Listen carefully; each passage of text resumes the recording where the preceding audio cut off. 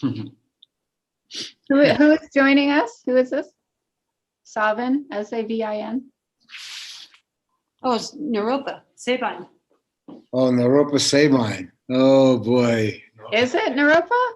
Okay. They're Well, not answering. Who's there? Who's with us? Hello? Hello. Hello. Hello? Hello. oh, hi. Hi, you're joining a talk here. Do you know who's this? It's a bad shaman. Alfred. It's almost. It's the bad shaman. Okay. Okay, now we're good. We just were discussing now, where were we? Anyway, parallel universe. Can you hear Alfred? Yes, I hear. Okay. And I see. Okay, so we're just seeing who's coming on or so. Who's coming on to you, Danny? Jimmy Jimmy Diaz is here also on YouTube. Okay, that's good. And Oprah, how you doing, Oprah? Where are you? Oh, she's Maybe Italy. She may be in Sicily.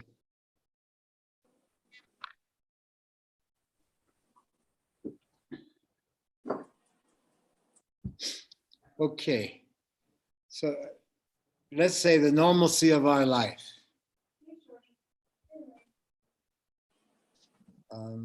Oprah, can you hear? Well, let's see how it comes on.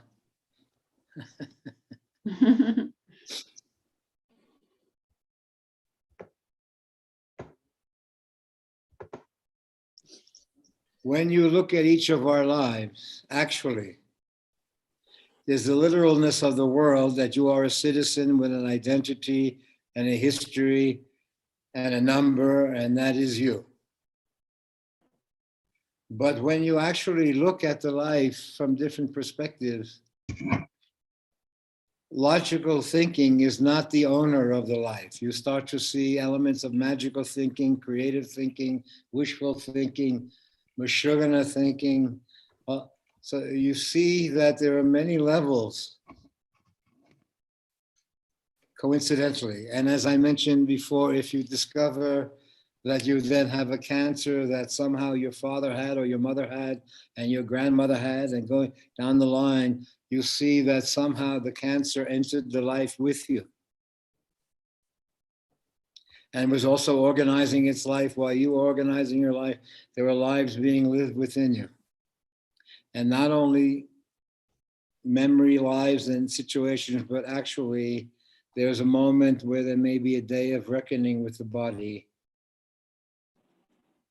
where you have a private conversation with the body, just as if you had a conversation over time and say, I see, let's say I have an event or I read something where I see how tough my mother had it.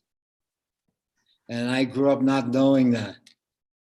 And then I have a moment where somehow it's revealed to me where I can say, I'm sorry, mommy. You know, I didn't know all that. So somehow in the growing up, one was self-engaged in a way. It's only in retrospect that you see this larger story. The very story that you're seeking in time in the future has been parallel to you all along. So the moment that the doctor says to you, you know, you have cancer here, and you flash back 50 years or something to your mother or your father with this similar situation. And you see that there's not only a literal parallel life to you, unknown to you, or hidden in plain sight, but that somehow the everyday person is managing a remarkable phenomena in their own life, in the everyday normalcy of life. It's when you lose it that you see it wasn't normalcy, but it was, there was creative dimensions to it that became normal. But in retrospect, you visit your life not as your ownership, but more as an artwork. And you see, you can relate to your history as an artwork. Yeah, I was born here, this happened. But then there are moments that you read something, you see something, and you flash back. And you see that the past is not the past, but is parallel to you, is moving alongside you. And that there's a moment waiting in time that awakens this parallel life that to you is a past life. When you see dimensions like this, you start to see that the self, the life of the self is not the only life that's being lived, but a life is being lived in relationship, in memory, in shared life, in absence, in presence. And it takes the many shapes that it takes in absence, hurt, loss, feeling, that there's a whole dialogue around relationship and around life and absence that needed presence for it to exist, but the depth of it is seen in a kind of absence.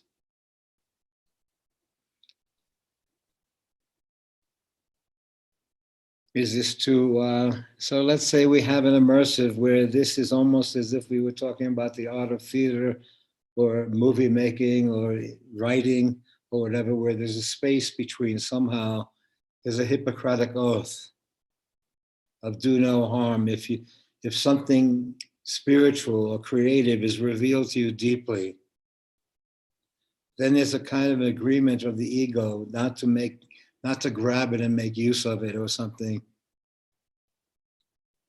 but to care for something. So the Hippocratic oath is that there's a space in you that is empathy. And so empathy is able to take the temperature of a situation and measure if it has permission to open up a body and look inside it, which is almost something sacred and unbelievable for most of us to feel that we can open up a body and look around it and see and look correct it and do all of this as if it's normal. And so you see it is normal to some, but for us it would be critical mass.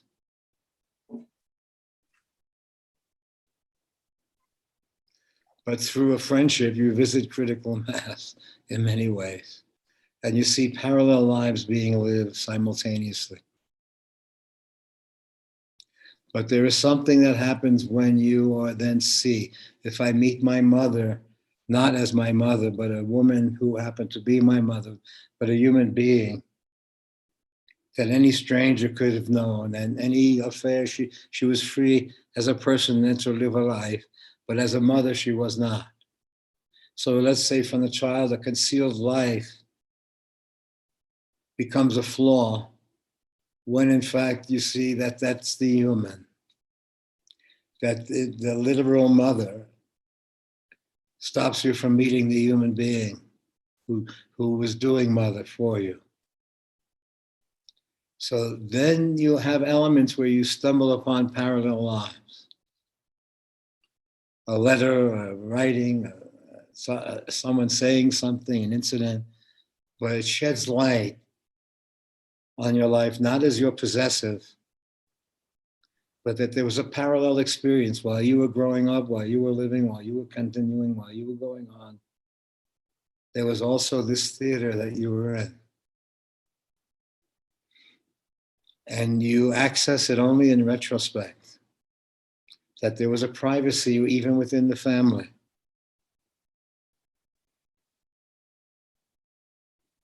And that the family, so that you then visited, not from the perspective of only being a member of the literal family, but as if you were an actor then returning to the literal family.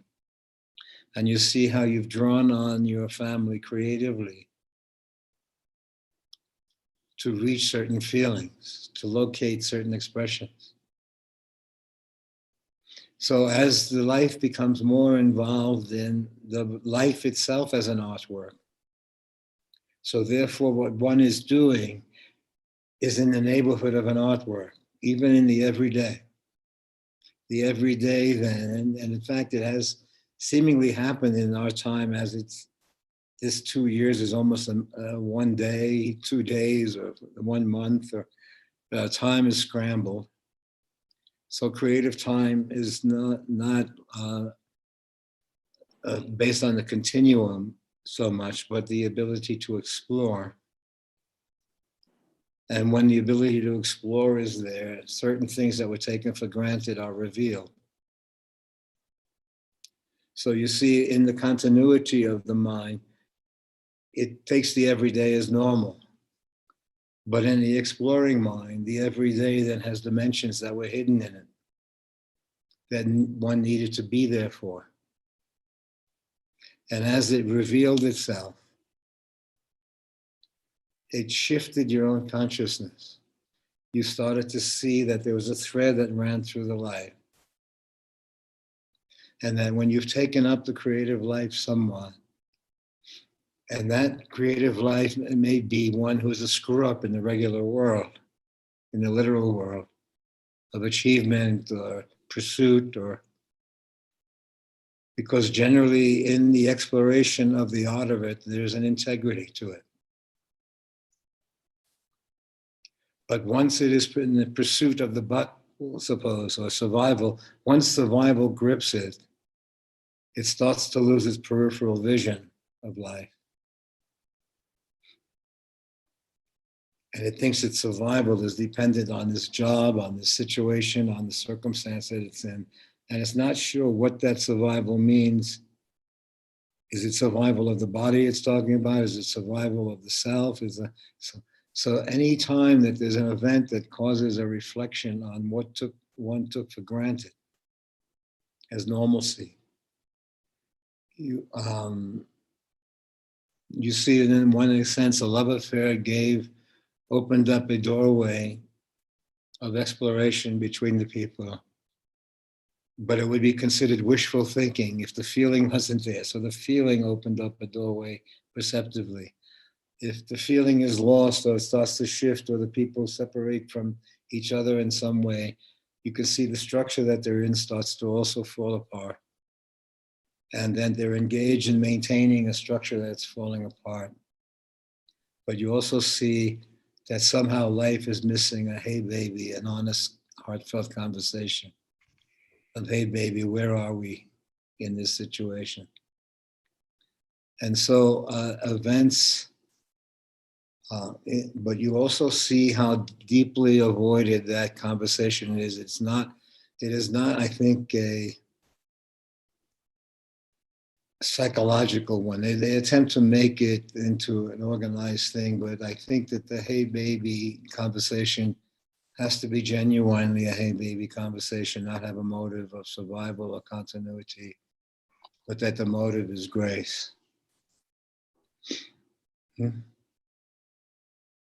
So there are conversations I feel that are waiting for us in our living situation that we can only locate when we're in a certain state ourselves, where the story is no longer our possessive. So I mentioned the situation where my daughter died last year, and from this virus and other things, but then it then brought immediately into the moment conversations that were missing for 40 years for this reason and that reason. But one loss immediately sent us into a hey baby, how you doing? And that there was a commonality that somehow time was taken away, structure was taken away. And yet before that moment, time and structure and who heard who and who did what and so on was the important thing. And then all of a sudden, an experience happens and you say, how it's absurd. It's an immediate feeling.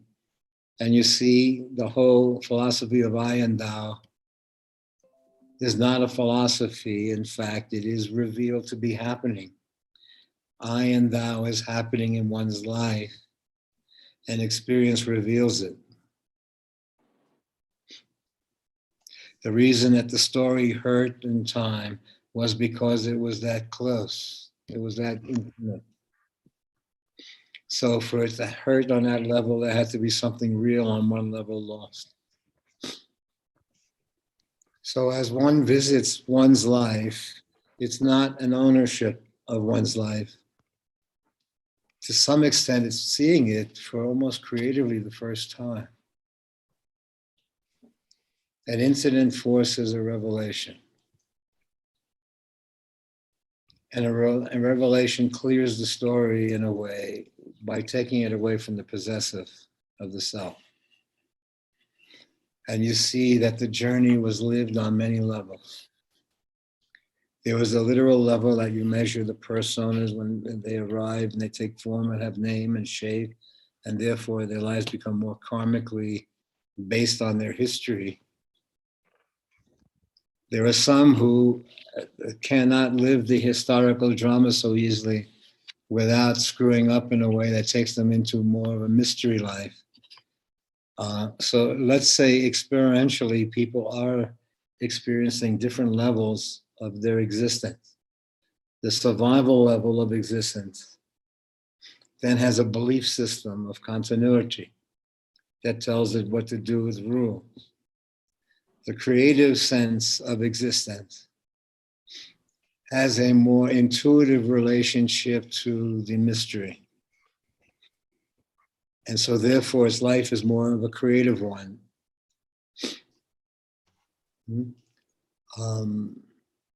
In the journey. So as they then, it becomes then expressions for themselves. Their personal experiences then become expressions creatively, where they then, in exploring the life, they are made available. They become intense enough to see certain things that are hidden in plain sight.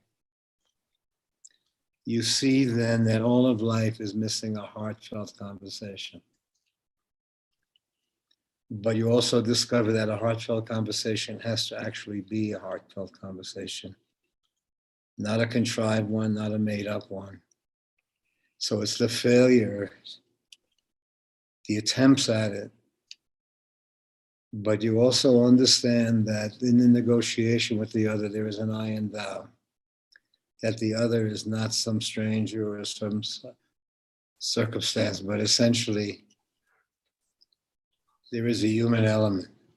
As soon as a motive of survival comes in for you, then that means that is competing with the other. It dehumanizes the situation. It's not a method of training. It is, I think, that the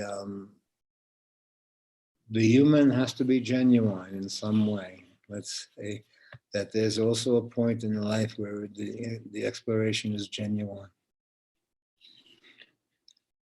And so what does genuine mean? Is that somehow everyone who's involved is creatively there. And so I think this is what we attempted to create, was an immersive between us, where the conversation of living and dying, this, the literalness of life, the evocativeness of life, having the capacity to introduce wishful thinking, magical thinking, logical thinking, that it was not dominated, that when you entered into a literal world, then you had to know where to stop the car at the stop sign and the red light and so on like that. There's an agreement out there. That's now second nature to us now. I see that the perception creatively, that the life is being lived on creative levels. And that in one sense, when you look back on it, it's almost as if one has lived 3 or 4 or 5 or 10 movies that they've been in, where the thread of them runs through it. But the stories have been remarkably different. But that they see that one is not the story. But that there's a thread running through the story, and that is somehow around relationship and a dialogue around relationship.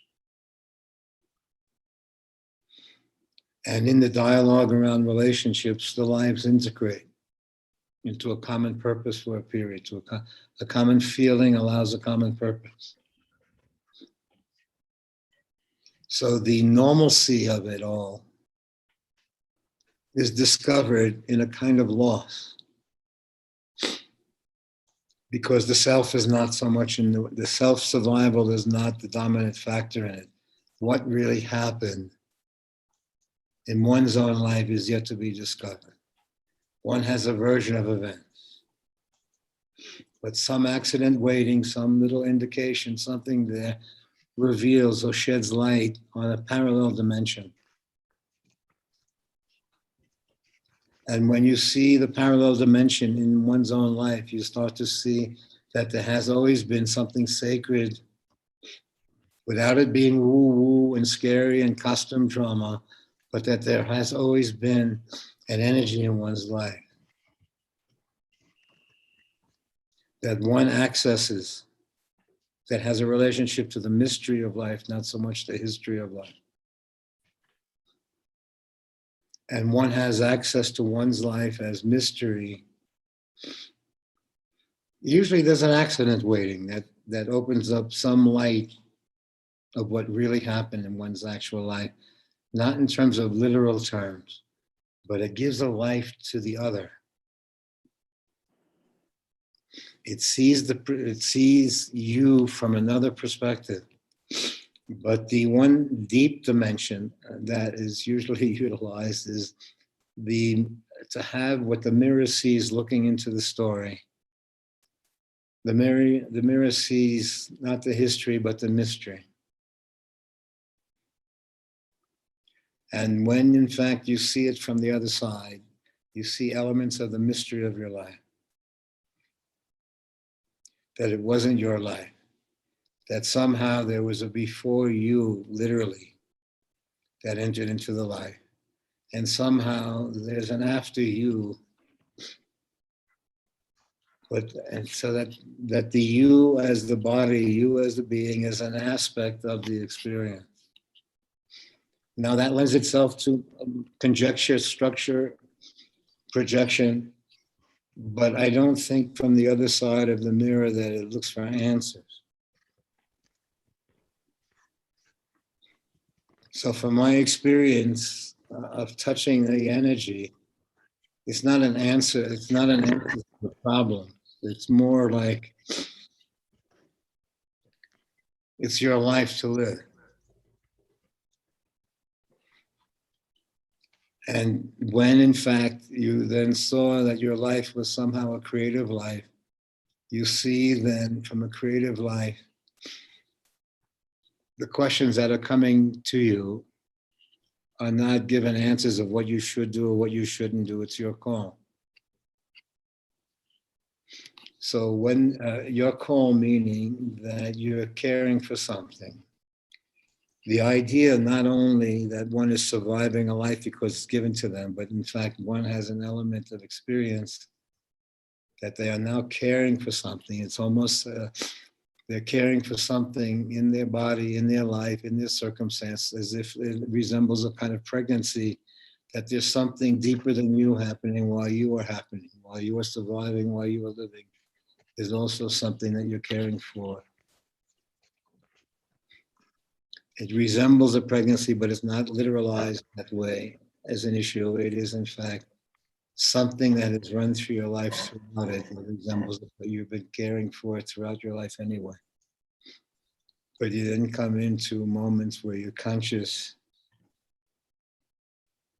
that your life has not only been a historically written one, but it has been a journey. And the journey is simply that. In simply being, there are certain incidents or circumstances waiting.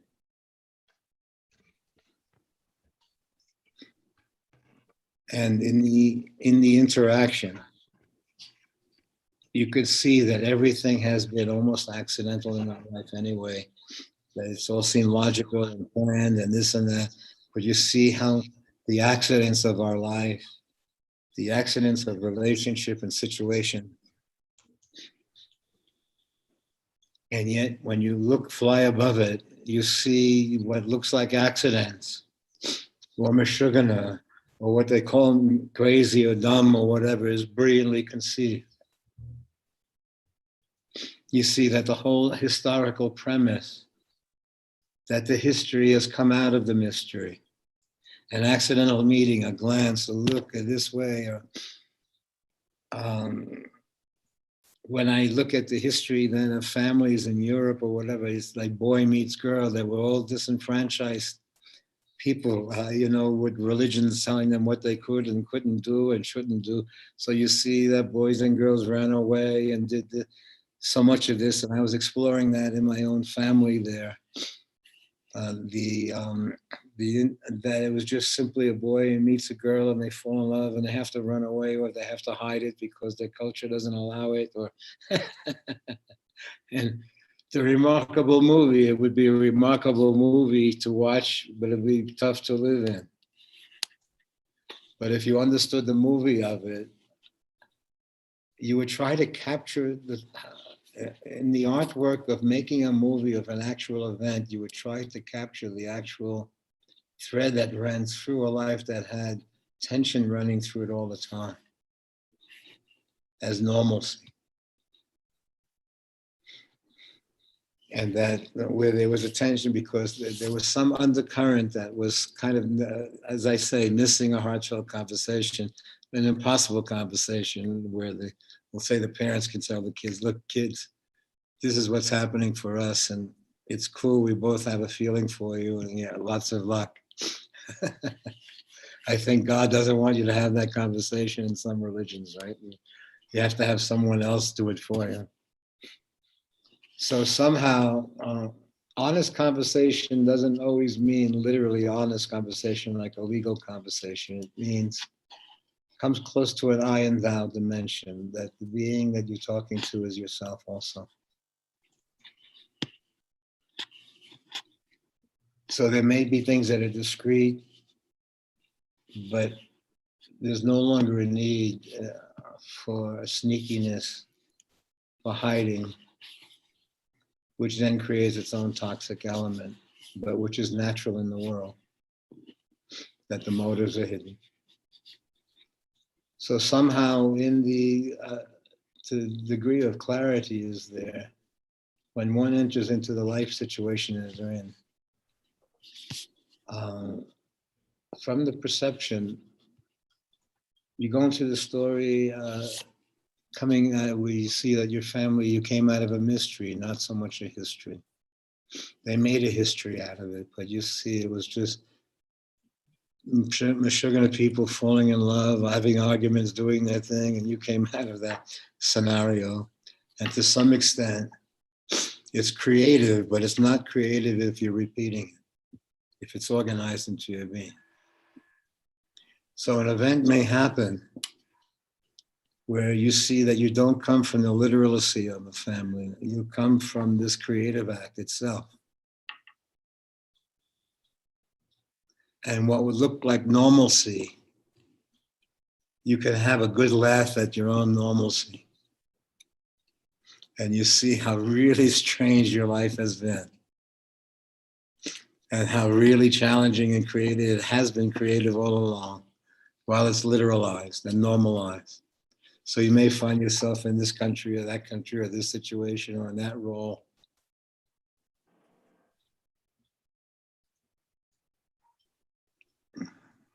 But you also are in that role as a free person.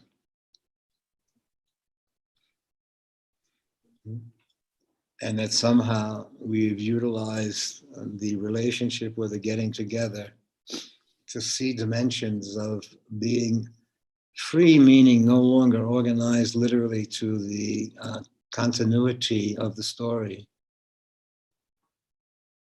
but that you then see that you've actually come out of a creative dimension. That literalized, it tried to have a religion, it tried to have this, it tried to say what God wanted it to do and this and that, even though they didn't believe it themselves. So you see how many levels you lived on that were normal.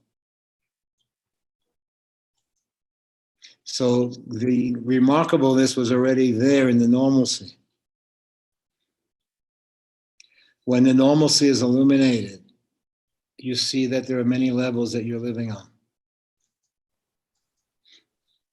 And then once you perceive that, your palette of expressions open, as if there were colors available to you.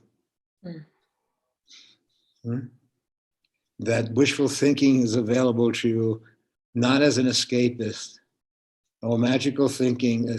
In other words, it is no longer dominated by the rational form of continuity. And you see then that there are people then that you may come from that were always attempting creatively to navigate the flow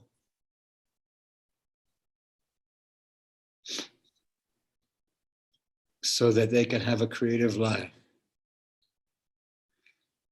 So earnings were work was an aspect of the life, not the dominating factor of the life. One's life was work, and one's work. And as you perceive that, the one's life then became a sort of artwork of sort. It was no longer governed by karma, but it had more dharmic elements to it, which would be accidents, momentary thoughts, acting on impulses, all of these things which are no-nos in the logical world, and would be a kind of screw-up kind of person in the logical world, is in fact the elements of a creative expression. That somehow, once one's life starts to awaken to some degree, there is also a degree of desiring it for it to be pure, meaning not having the motives of the world so much. So then a love affair is more seen as a Meshuggah, dreamlike love affair.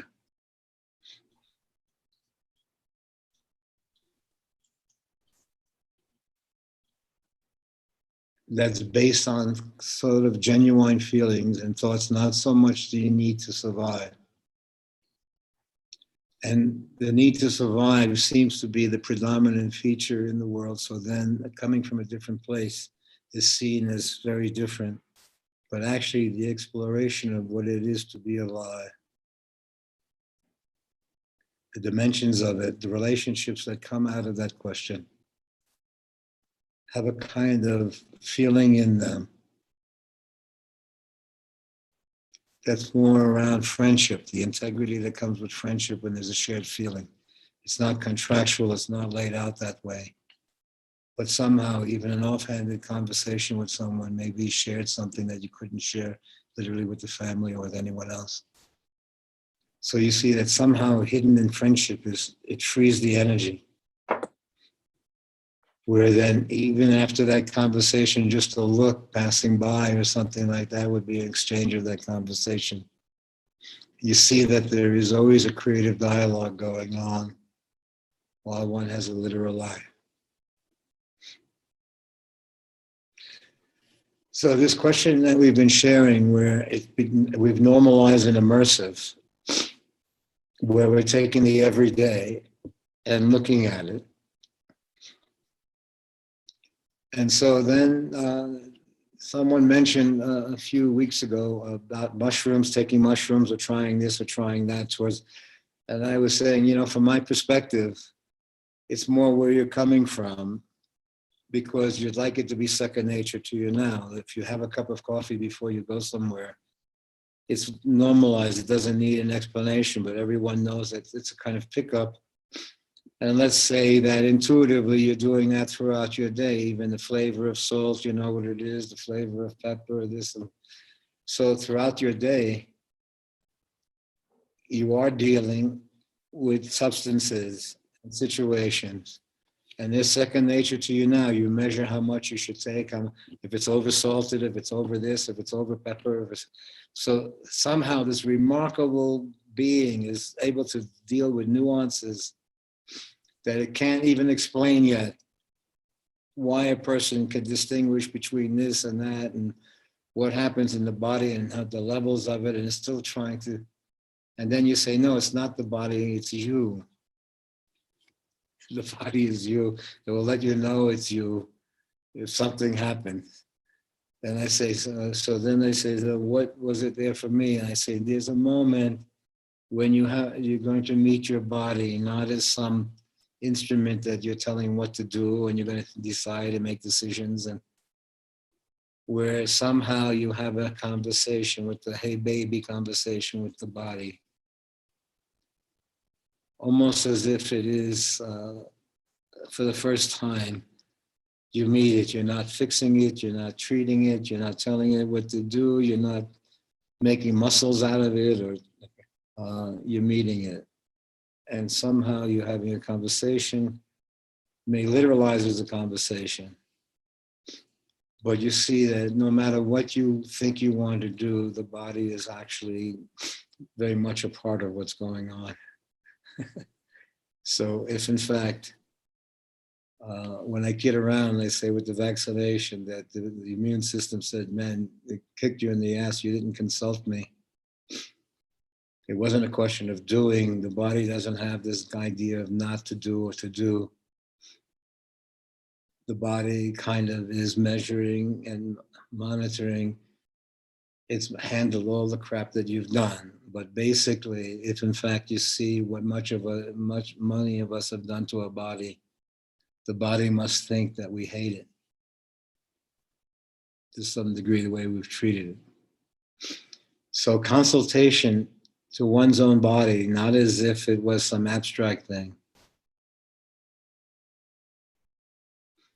but kind of having a situation,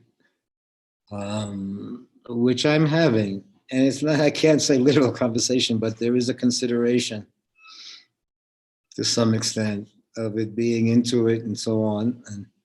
And so then I see some aspects of it. Feet, are you still into it? Liver, are you still into it? And you see some parts are iffy. And it's not that they're to be pushed around or to be fixed or something like that. Their iffiness is also intelligent. I can understand if my liver would want to give up having the life that I've lived. Even though in the last 50 years it has been what is considered more natural, where one was free to live more of a natural life, not so much organized into the literal world. We've been living that way. And for most of us in our meetings, we have had something of a freedom in our life to live our life. And the caring for that freedom is very precious to us.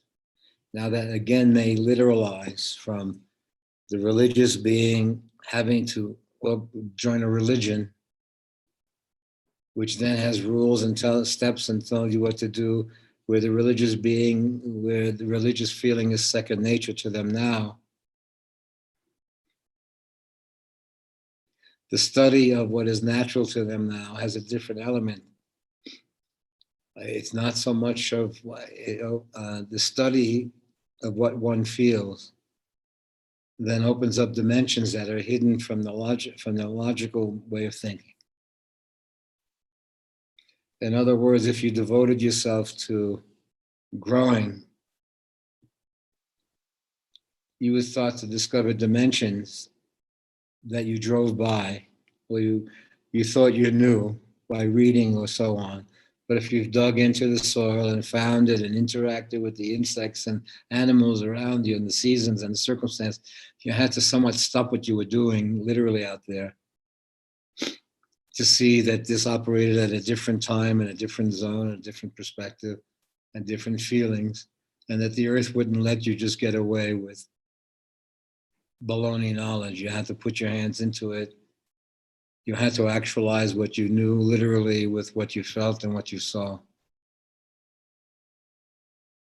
So at this point in time, our lives that are being lived in that, there's not a natural in it or something like that. We're experiencing it for the first time. You're experiencing it, what it meant to be a mother, what it meant to be a citizen, what it meant to, but basically from the energy.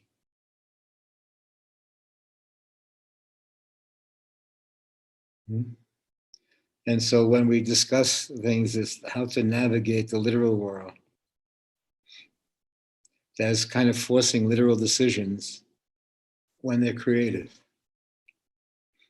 if you're coming from the human space,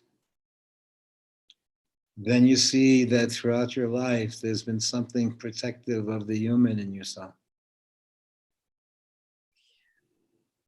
And that any time that you ran into something that ran against the human feeling in yourself, you were considered a screw up because you couldn't do something, but then in retrospect, you couldn't do it because it violated your own humanity. If you discover at a certain point that you were human before you're anything, you're human who happens to be a Christian, you're human who happens to be a white person, a black person, as well. However they're describing a literalness of the story, when your relationship is to the human, then it transcends the history. The friendship somehow allows access to a closeness that transcends all the other elements of this or that somehow, if you shared an intimate experience, that intimate experience is there when you see or meet the other person with the story, with the person, you shared something. And sharing something in the friendship is not based on literalness, it's based on a shared, the truth is not a literal truth, it's a shared feeling.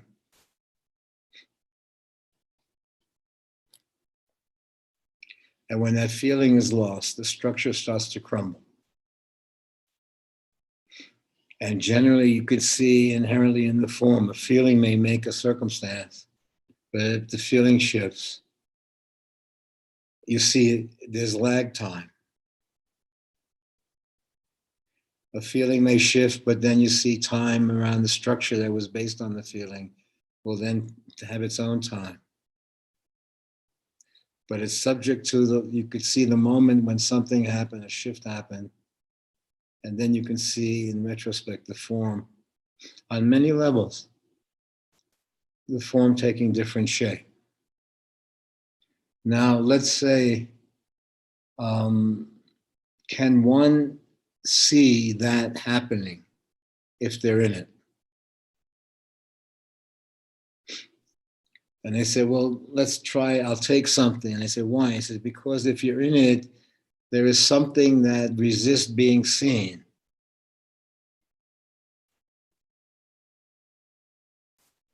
For you to go through this, there must be a reason, okay, there's something must be hidden. So it's not a question of it.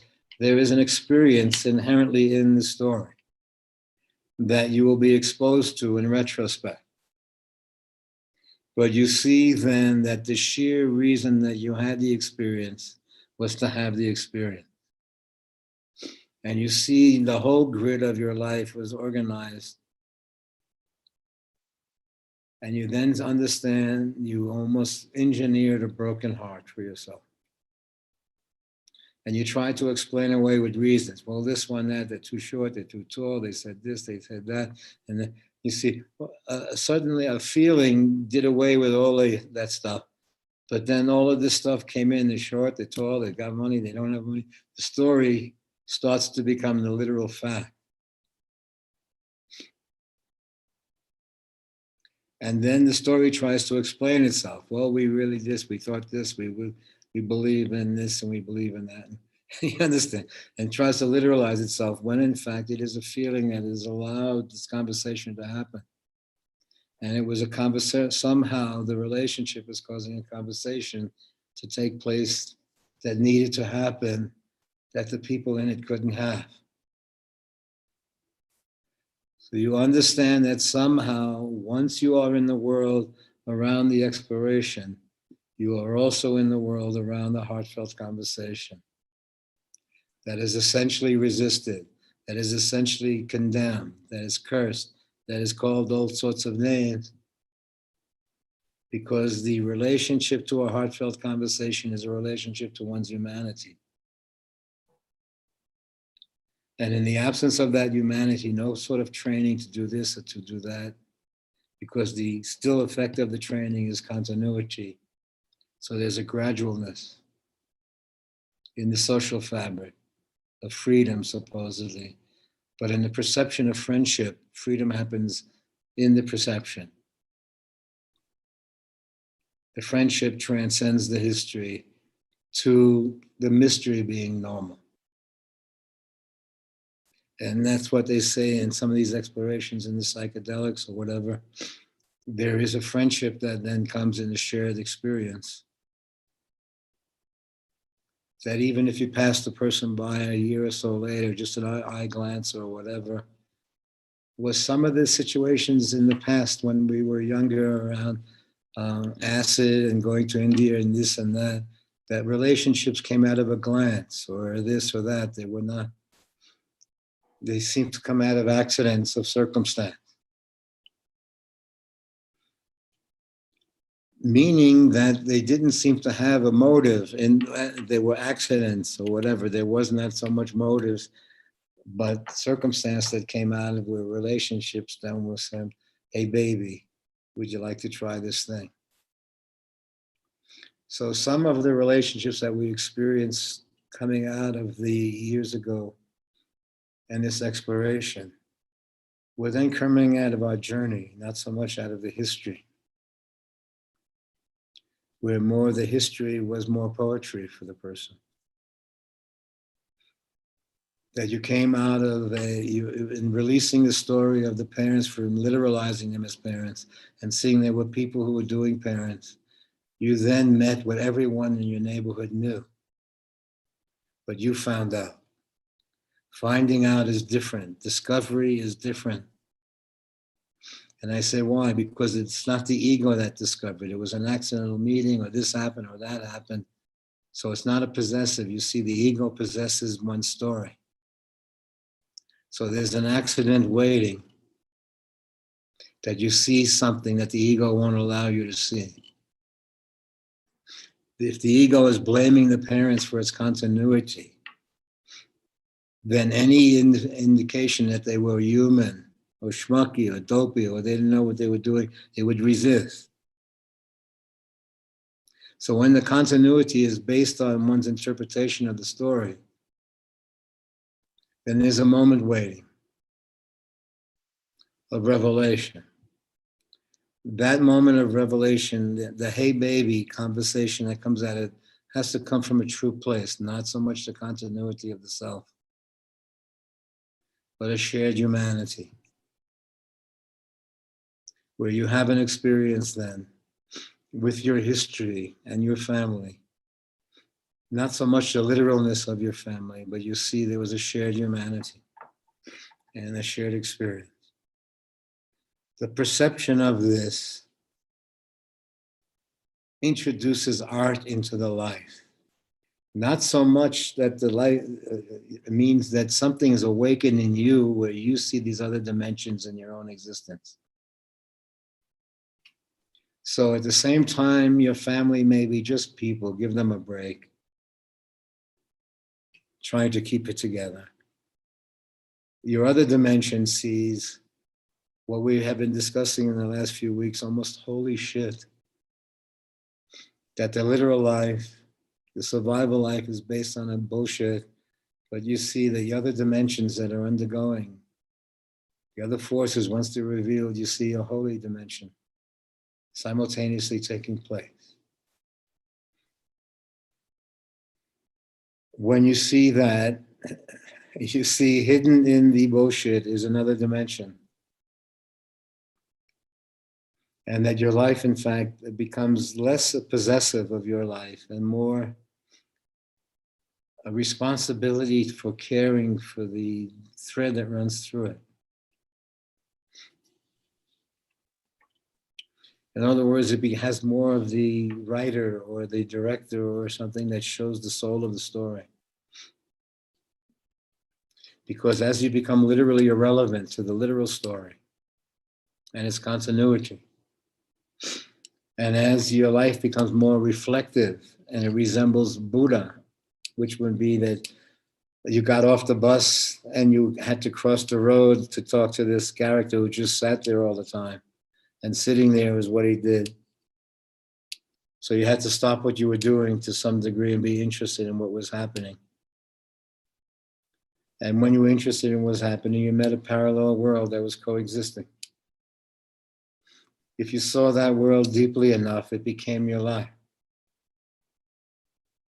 And so as you saw a parallel world, the depth of it, you saw that it was as strong a life as the literal survival life of making a living and being this and being that. You saw the true exploration of what is this life? Who am I? What are we? I and thou. All of those were real threads that were running through your life. And that the life has been a quest, a journey. And one has assumed the character of that. And in that, there's an integrity that runs through the story. And that somehow relationship is a creative act in absence and in presence. And creative act means that it's a voluntary experience, much as if we were making something creative together. We were making a film together or sharing something together. You'd like to know that people are on the same page voluntarily from a space. That dimension, I feel, is what we are talking about in the life now. That's something that this period of life is not karmically organized,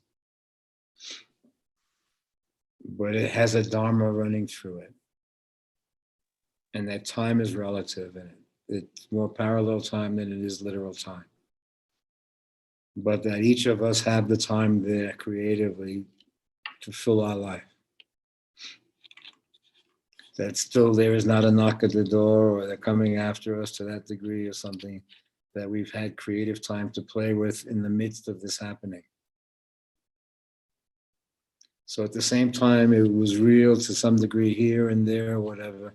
It has been a backdrop for us of a happening. And so in that, the relationships that have come out of what looked like a vacuum are deeply reflective, and they have an element of transformation in them. That it's not around the continuity, this period. That there are other dimensions than continuity. It's one aspect of it, continuity, but time explored is creative time or movie time. And it can go 30 years back and 50 years in the future, and it can go here and there. And a kind of creative relationship on that level does open that doorway where you start, where there's elements that are awakened, I feel, in the brain that see the life not only in the time that it's in, but in the creative aspect that it is. So then I feel relationship becomes a creative dimension. And so to some weird extent, I'm exploring that deeply with Mary here and what she's created and now what they've been doing, where everyone's kind of chipping in or hanging out or around what she's grown there. But that the experience that's normalized, where people come in and are visiting to do that and help out and share that and have the feeling, and it's normalized, is the way our life has been the last years now. It's normalized. So what's happened between us all and the interactions and the circumstance has also resembled our life, in fact. And somehow we're still sharing that. We'll see where it goes. We've lost some friends. But in fact, it seems like it still looks more like they've been released. That somehow the loss of them has kind of released the story into a purification, where it's taken away the duality of the survival impulse and the aloneness that one has around that, and what you shared in life with them.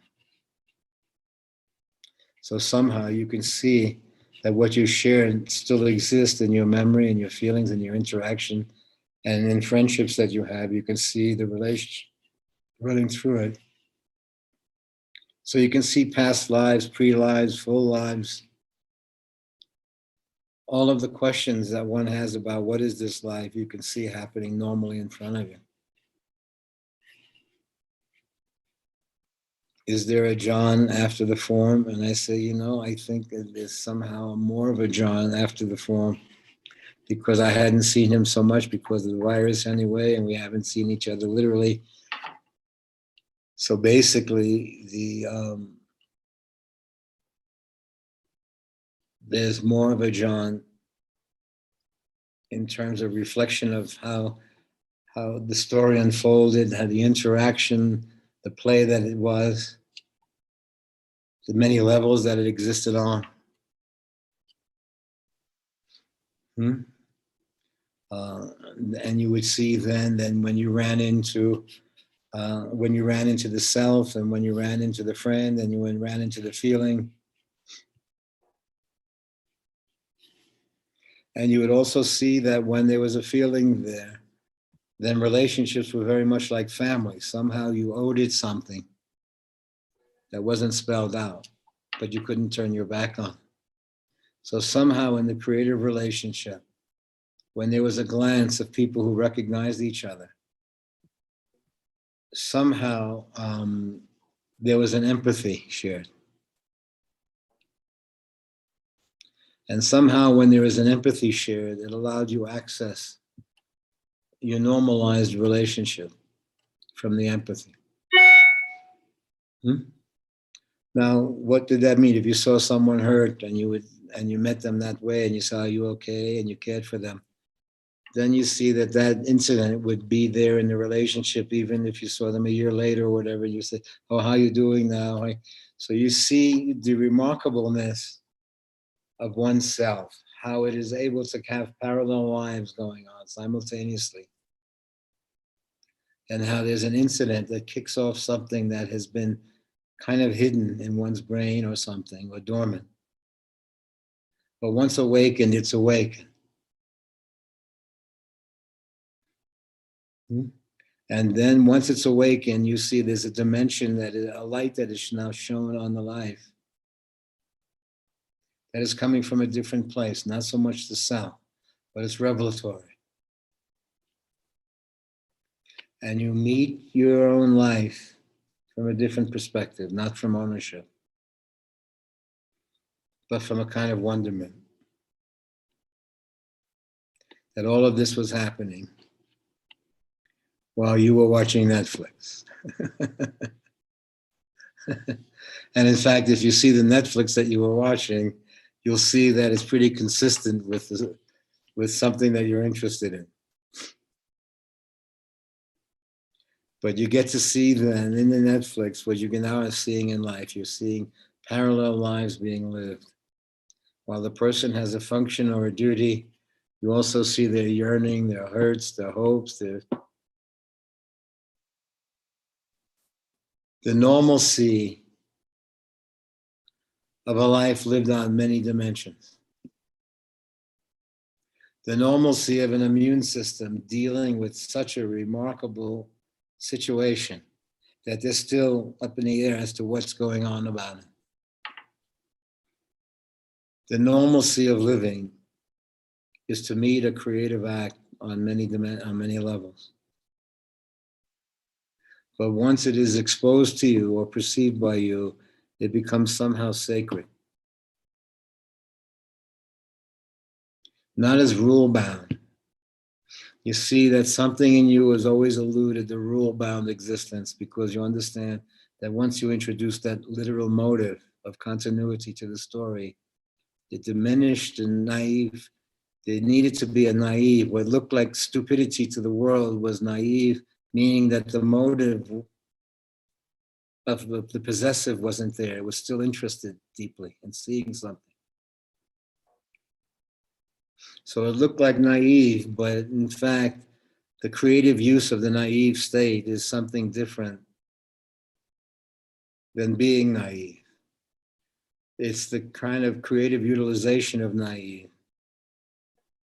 that's in you, because it's true. There is a state of being that's necessary to explore something.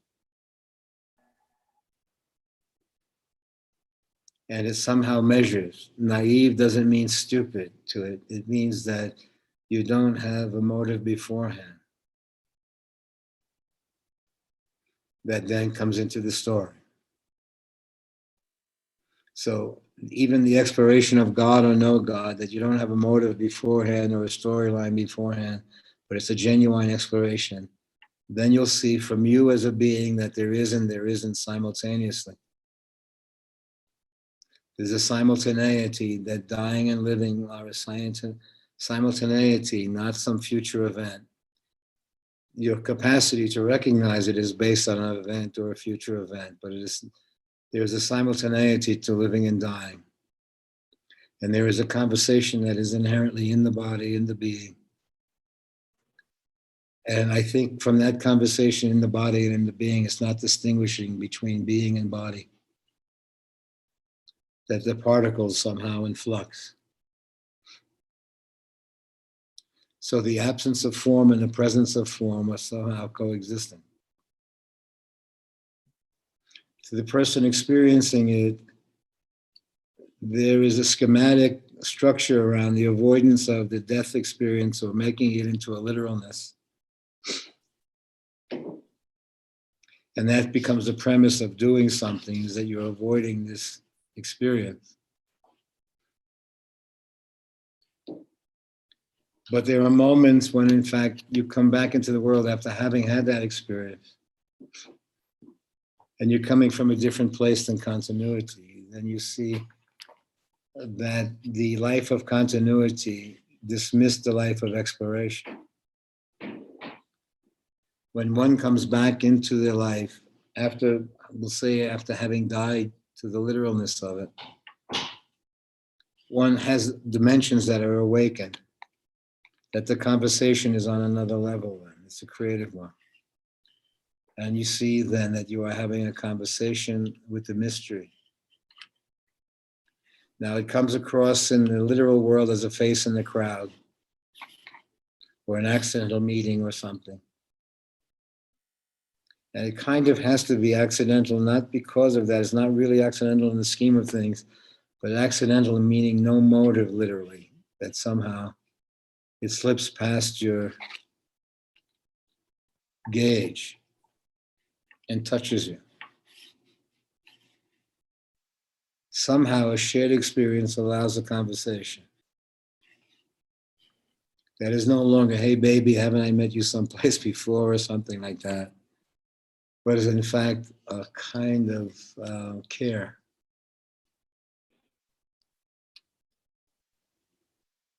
And the kind of care that one has in that meaning is no longer to look like you know what you're doing or be cool or this or that, but to be.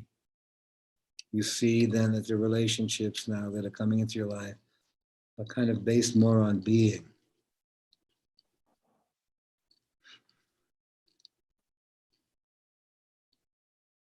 And that there is a shared feeling between them that I measure even in strangers meeting on a park bench, but there's a friendship that may be shared in something that then continues to exist if you do run into that person again or in your memory or whatever.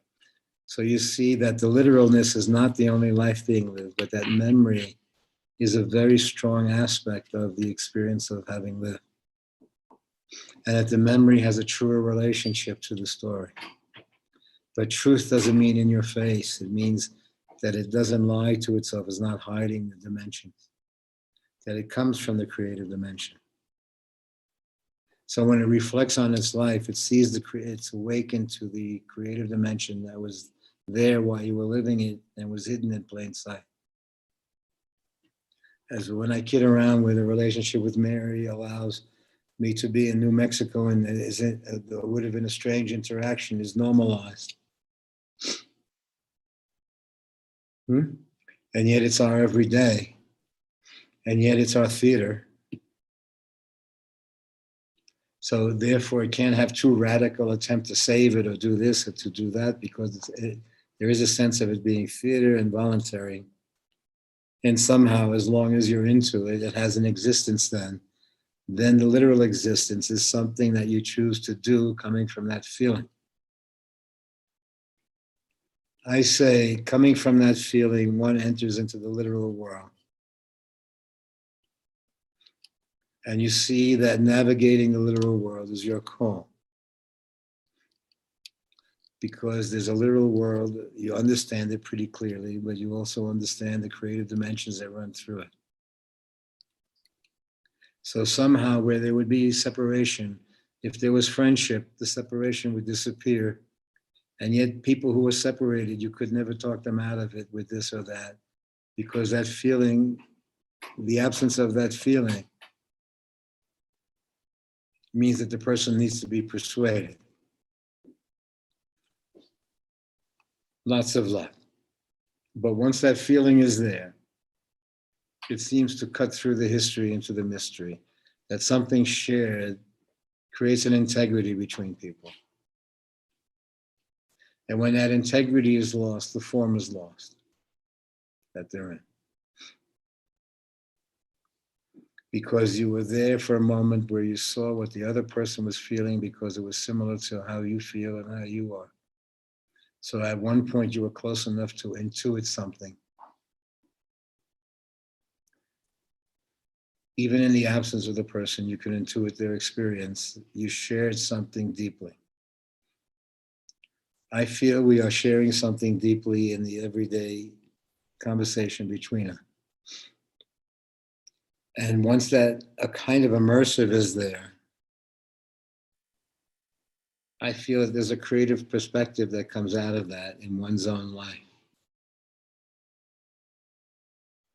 where you start to see the dimensions of your life almost from the journey. But you also see that wishful thinking or magical thinking or any of the thinkings are not such, they're not coming from the motive of avoidance. They're coming from the basis of shedding light on the life. And so when you are shedding light on the life, you have these tools available to you. But the motive is shedding light on the life. And as you shed light on the life, it increasingly ceases to be your life as a possessive.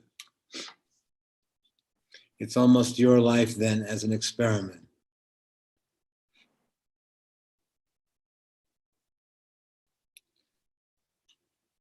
Is that okay, Urja? You still having a good time with your visit? Yes, Yeah. yes, very much. She's on a walk now with a friend. But she'll see you on Sunday. Okay. Wants to see you. She wants to say hi. And Kai, you'll be leaving tomorrow. Huh? Yes, Oh, For how long are you scheduled to go? 5 days. So that should be a trip. Yes. You ready for it? Yes. Kids are very excited and I am too. I'm very ready. I'm ready to move, but this is a nice step in that direction. Okay, I think it's nice work. Take care of yourself and Godspeed on your trip, Thank you. you know. And I'll see everyone. I hope to see you. Well, tomorrow we're still on with some, and then on Sunday. So we'll see you all. Then thanks for coming. Enjoy your trip there, Kai. Keep Thank in you. touch. Keep in touch. Okay. Okay. Okay. I'll see you. Bye. Bye. Thank Bye. you.